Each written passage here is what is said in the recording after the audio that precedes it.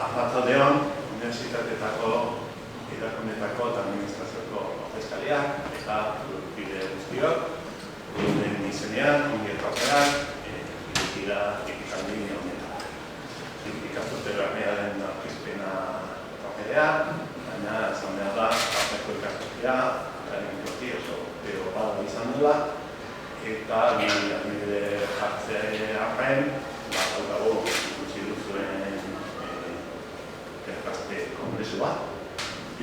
Bestea izan da Iruñan jakinekin batera, egin genuen jardunaldia. Guretzako oso importante izan zen Iruñan beti izan dira, sortu dugunetik izan dira, baina aurten horrek indarberrituta jakinen laguntzarekin eta elkarlanean eta zehatu mendi bezalako eskerrik asko egin, eskerrik asko lehenik garen gonbidatu izena da, ez? Horri bada, beretzaten bere gotea. Mikrofonik gotu?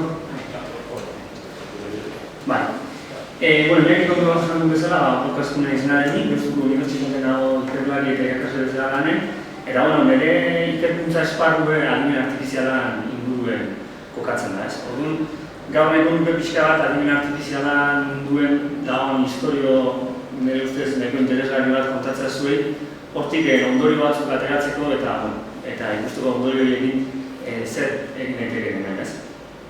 Esan behar da, adimen artifiziala gaur dugun oso gogan dagoela, ez bakarrik komunitate zientifikoan baita gizartean bertan, ez? Komunikabideetan askotan agertzen den gai bada, ziurrenik gehiago ematen dizken aplikazioatik egiten den zientzia egiten den oinarrizko ikerkuntzagatik baino.